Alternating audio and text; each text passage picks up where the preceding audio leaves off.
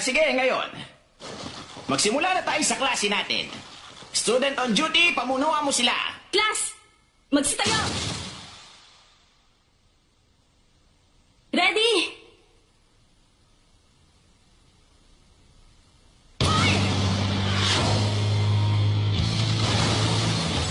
Magandang umaga sa inyong lahat. Sige, magpapatok lang kayo hanggang gusto nyo. Kukunin ko na yung attendance. Isugay!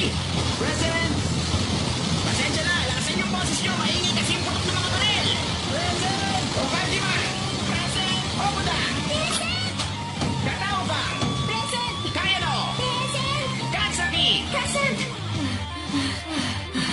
Okay.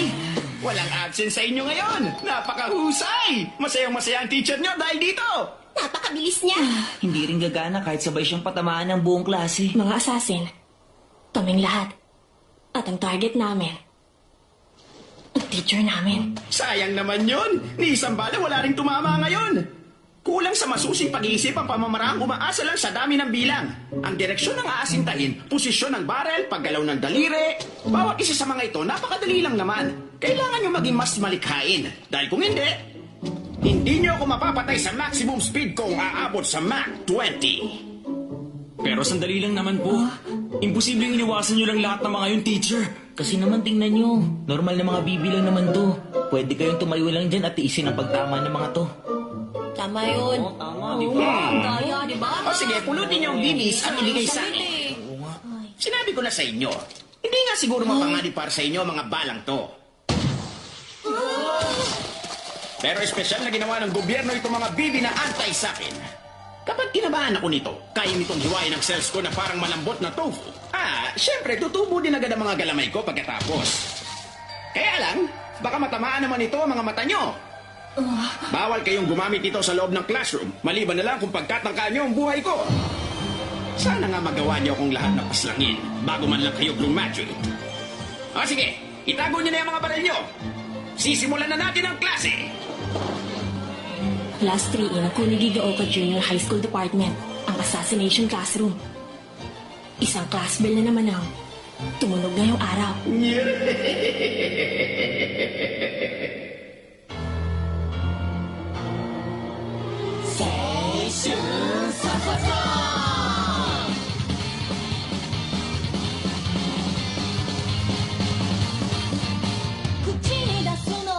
実行するときそれがかっこいいこと知ってるさ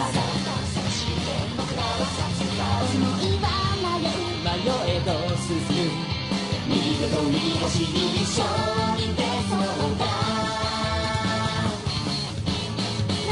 なんだイライラの波動は僕らの存在の証明月を見上げ高まるさあさあさあさあさあやりきってないからやりきれないやりきってないからやりきれない現状打破を小さな声でやがて絶叫したくなるやりきってないからやりきれないやりきってないからやりきれないどうするというのは簡単だけど今はあがいてみたいんだ君と弾けてみたいんだされど青春は未来へのさささ青春さささ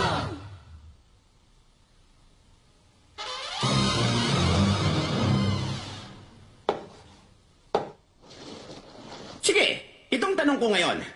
Isugay? Yes, sir. Alin sa apat na galamay na ito ang hindi katulad ng iba? Yung yung kulay blue? Tama ka dyan! Yung salitang hulang sa kulay asul na pangungusap ang relative pronoun. Ipinapakilala ng relative Nagisa, pronoun na sinusundan nito. Kaya dito, inilalarawan ng... Kahit maaga pa, kita na agad yung crescent moon. Uulitin ko, sa sentence structure na... Paano naging ganito ang sitwasyon ng buong klase namin? Ang noun ay ang boy na sinusundan... Dalawang bagay ang sabay na nangyari nung nagsimula ang ikatlong taon namin dito sa eskwelahan. Halimbawa, sabihin niyo para may paliwanag ko ng gusto.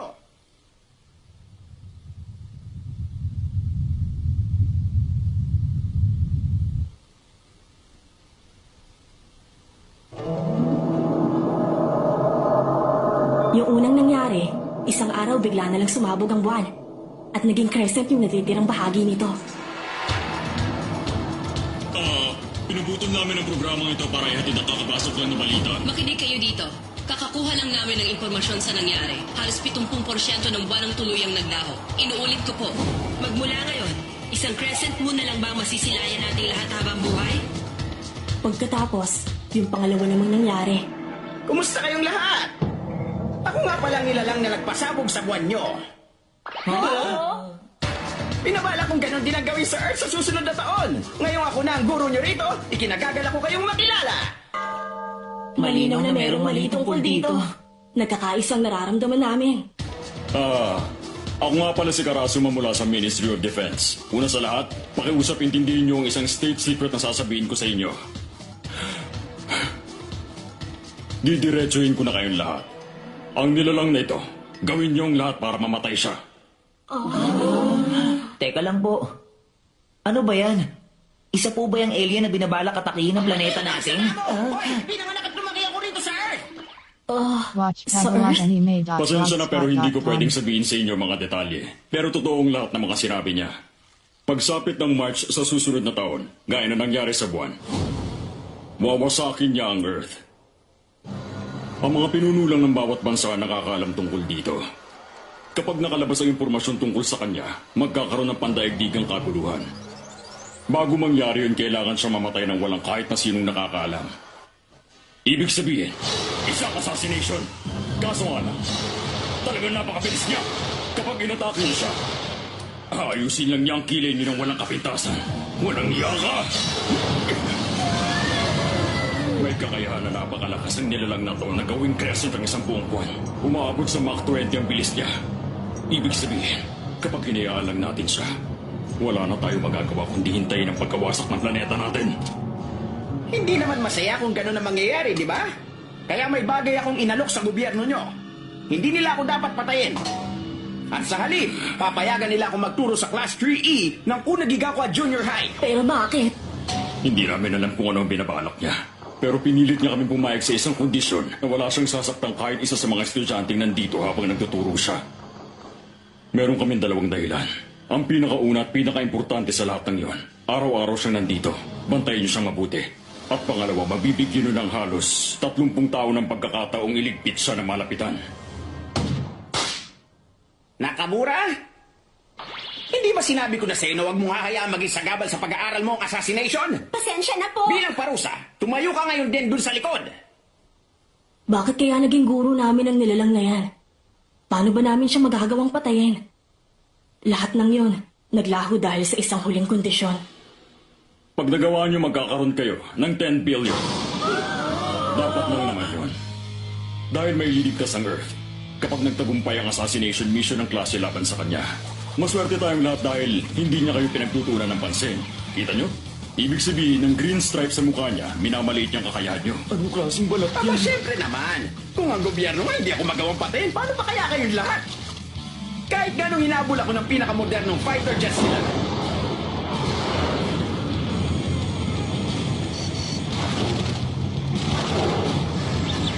Pinahiran ko lang ang mga yon ng wax dun mismo sa impapawid. Ba't pinapaganda nila ha? Ang kailangan niyong gawin, hanapan ng kahinaan ng depensa niya at atakihin siya base sa mga yon. Heto ang mga sandata at bala na hindi makakasakit ang tao pero makakasama sa kanya.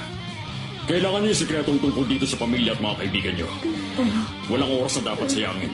Kapag tuluyang nawasak ang Earth, wala na tayong ibang lugar na mapupuntahan. Yun na ang lahat ng impormasyon. Mga estudyante, gawin nating masayang natitirang taon nyo sa eskwelahan! Umaapaw sa Juicy! Isang taon lang ang meron kaming lahat. Kapag hindi namin nagawang patayin ang nilalang na yan bago mag-March, katapusan na ng mundo.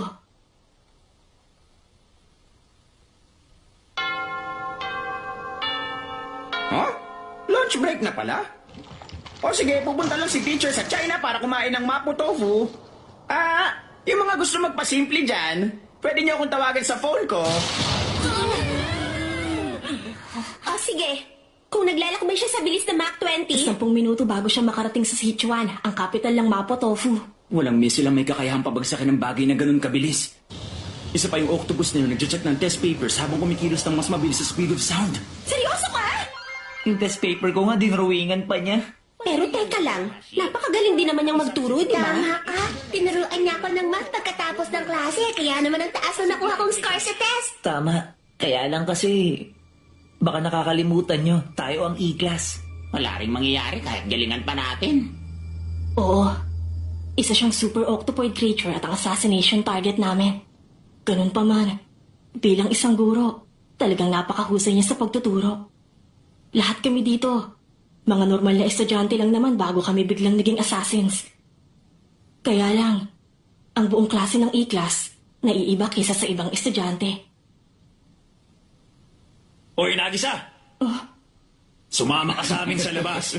Oras na para gawin yung assassination plan natin. Yung octopus na yon, nagbabago ang kulay ng mukha niya depende sa mood niya. Ano, nagawa mo ba siyang obserbahan gaya ng inutos ko? Ganun na nga. Alam na natin na nagiging striped green ang kulay niya kapag confident siya. Kapag mali ang binibigay nating sagot sa kanya, nagiging dark purple. Kapag tama naman yung sagot natin, matingkad na pula. Pero pinakalakakatuwa sa lahat, pagtapos na yung lunch Hindi break... ko na kailangan pang malaman ng bagay na yan. May naisip akong plano. At sa oras na ibaba niya ng husto ang depensa niya, ikaw mismo ang gagawa nun. Ako mismo? Paano... Oy, huwag ka nga umarting mabait dyan. Tayong lahat ang E-class. Tayo mga estudyanteng patapon na hindi kaya makipagsabayan sa sikat at mahusay na prep school na to. N-class. Yun ang tinatawag nila sa atin. Bawat araw pinapapasok nila tayo dito sa eskwelahan sa tuktok ng bundok. Dinidiscriminate at tinatrato tayo na para mga basura. Kailan pa magkakaroon ng pambihirang pagkakataon ng mga talon ng kagaya natin na makakuha ng halagang 10 bilyong yen? Gagawin natin ang lahat para lang makaalis tayo sa pangit na sitwasyong ito. Kahit na ano pang pamamaraan ang kailangan. Huwag kang papalpak. Nagisa. Uy, si Nagisa raw. Malilipat na sa E-class. Naku, kung ganun pala, katapusan na niya. Sige, buburahin ko yung contact information niya. Mambira, ayoko na nga isipin na magka-level lang kami.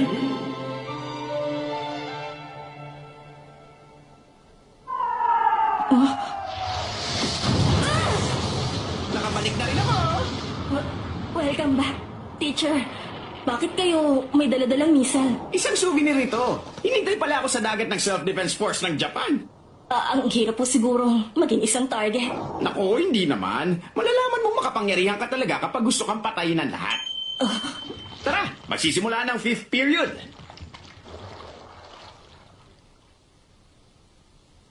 Opo. Hindi naman naiintindihan ni teacher na kapag ikaw ang assassination target ng lahat ng tao, ang ibig sabihin nun, lahat sila kinikilala ang kapangyarihan mo. Hindi maintindihan ng nilalang na kagaya niya ang hindi maging karapat-dapat sa expectations, sa takot o kahit sa pagkilala ng iba. Salamat sa iyo. Nasa alanganin tuloy pati ang evaluation ko sa pagtuturo, pero hindi na kita makikita. Ang totoo yun lang naman ang magandang bagay dun sa nangyari.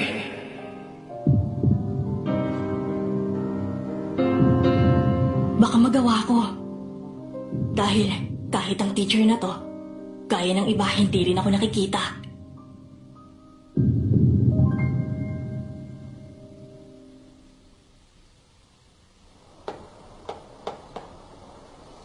Sige, at ngayon naman, gumawa kayo ng maiksing tula na babagay sa tema natin. Yung huling linya ng tula nyo dapat nagtatapos sa galamay lang pala. Kalamay lang pala po ba? Oo, pagtapos na kayong gumawa ng tula, ipakita nyo sa akin. Ang titingnan ko, yung tamang paggamit nyo ng grammar at kung nagawa nyo bang ipakita ang kagandahan ng galamay. Halimbawa, hindi pala bagyo ng niebe, sa hardin ang lumilis ang bulaklak. Sa halipang umuusbong doon, ay mga galamay lang pala. Ano, mga galamay lang pala? Talaga? Kapag natapos nyo yung tula, makakauwi na kayo! Ano? Teka lang, paano po namin isusulat yun? O, ano ba naman kayo? Wala bang madudulas na salita ang pumapasok sa mga isip nyo? Madulas, madulas, madulas, madulas, madulas, madulas, madulas, tumigil na nga kayo! Teacher, may tatanong po ko. Bakit? Ano ba yun? Kaya na ko? Ang lindo kung itatanong ko to ngayon. Pero ano po ba talagang pangalan nyo, teacher? Paano namin masasabi kung sinong teacher ang tinutukoy namin? Kung anong pangalan ko? Oo nga, no. Hindi niya sinabi sa atin. Wala naman talaga akong pangalan na binibigay sa mga tao. Sige, kayo na lang ang magbigay ng pangalan sa akin. Sigurado ka ba dyan? Pero ngayon, mag-focus muna kayo sa pinapagawa ko sa inyo. Opo. Tapos, habang ginagawa niyo yan, magpapahinga muna ako.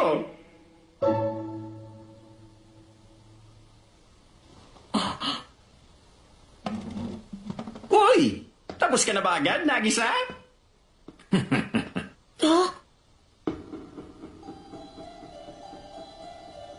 Pagkatapos ng lunch break sa oras na inaantok na kami, kung minsan nagiging light pink ang kulay ng mukha ni teacher.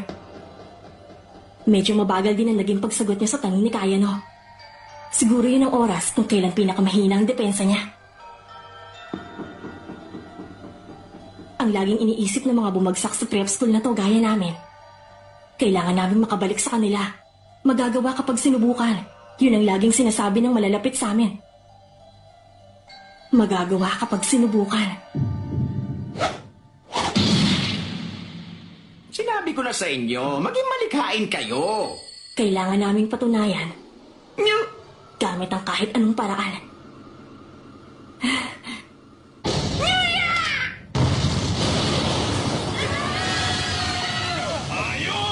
Nagawa natin! Ang galing naman!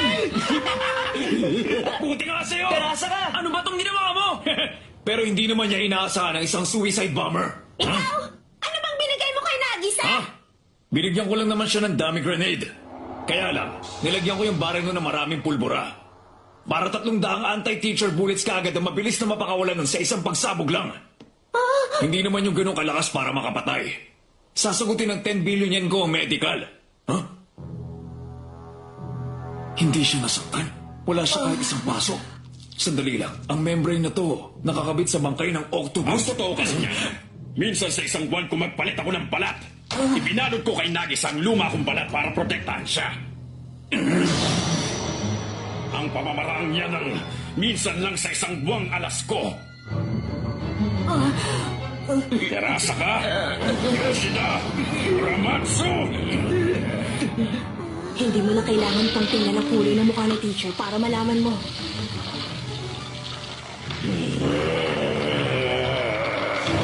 Itim na itim. Galit na galit siya. Kayong tatlo, kayo may pangalan nito, tama? Hindi po, ideya lahat to ni Nagisa.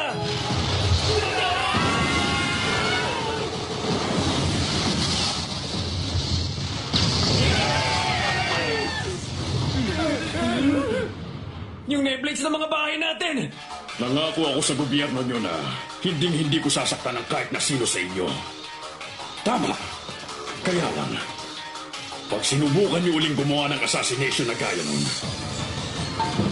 baka mapilitan akong ibang tao na lang ang saktan ko imbis na kayo. Ang pamilya niyo at mga kaibigan. O kaya, pwede kong ubusin ang lahat ng tao sa buong planeta maliban sa inyo. 5 segundo lang at alam na namin lahat. Hindi kami makakapagtago kahit saan. Kung gusto talaga namin tumakas, wala kaming ibang dapat gawin, kundi i-assassinate siya. Ano ba talagang problema mo? Isa kang higanting sakit ng ulo! Bigla mo nalang sinabing, pasasabugin ko, Mer, at maslangin niyo akong lahat! Masama pag gumamit ng nakakasar na paraan para patayin na nakakasar na gaya mo! Nakakaasar? Hindi naman eh. Pero aaminin ko, maganda yung ideyang naisip nyo. Lalo na ikaw, Nagisa. Mataas ang gradong nakuha mo dahil natural mo lang ako nilapitan para i-assassinate. Nakita mong kahinaan sa depensa ko at nakalusot ka. Kaya lang, wala kinatirasa kang umalala kay Nagisa. Kahit mismo si Nagisa hindi pinahalaga ng sarili niya. Hindi na babagay mag-assassinate ng kahit sino mga estudyanteng ganyan. Kailangan natin ng isang assassination na karapat-dapat ngitian. Yung may pagmamalaki. May potensyal kayo bilang assassins at nasa inyo ang kapangyarihang gawin yon. Isa itong payo mula sa teacher nyo at target. Nilampaso niya kami sa bilis na Mach 20. Tapos pinuri gamit ang mga galamay. Kakaibang edukasyong ito. Medyo napasaya ako nito. Ang lahat ng yun dahil sa teacher na to, na hindi nagdadalawang isip na tingnan kami ng harapan. Huh?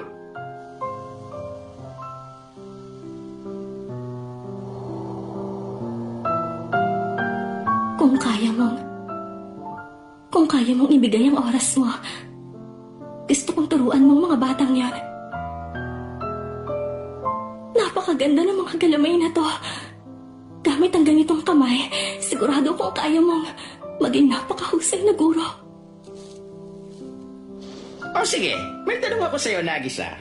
Wala akong intensyon na mapatay ng kahit sino sa inyo. E-enjoyin ko ang oras ko na kasama kayo hanggang dumating ang March. Tapos Watch pasasabugin ko ang Earth. Kung ayaw nyo mangyari tagalog.anime.blogspot.com. yun, ano ngayon ang dapat nyong gawin? Wala pa kaming pinagtangka ang patayin kahit sino. At marami pang ibang mga bagay ang dapat na ginagawa namin. Pero alam mo, ang teacher na to, tingin ko tatanggapin niya kahit ang masamang intensyon ko. Bago niyo po tuluyang magawang wasakin ang Earth, uunahan na kita. Kung ganon, gawin mo yan ngayon din mismo. Kapag napatay nyo na ako, pwede na kayo umuwi. Ano? Basta ganun na lang Hindi yun! namin kayo kayang i-assassinate! Mga assassin kami. At ang target namin, ang teacher namin. Kung papuputukan namin siya, pakikintabin lang niya kami gaya ng mga nameplates. Hindi na kami makakauwi. Teacher na hindi kayang patayin? Koro Senai. Koro. Ah, Teacher Koro na lang. Kaya? Teacher Koro? Nyuya? Kami at si Teacher Koro sa aming assassination classroom. Isang class bell na naman ang tumunog na yung araw.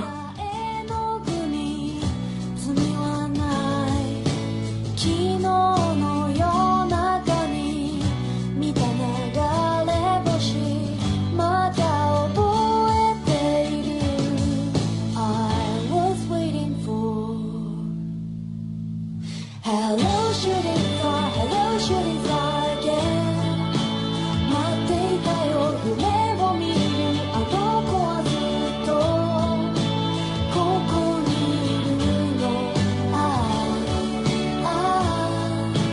の日のままま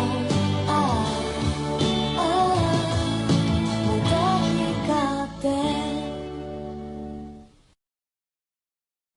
日本文化を代表する定型詞といえば俳句と短歌ですね。俳句は五七五の17文字、短歌は五七五七七の合計31文字です。渚くん、季語を入れる決まりがあるのは俳句の方ですよ。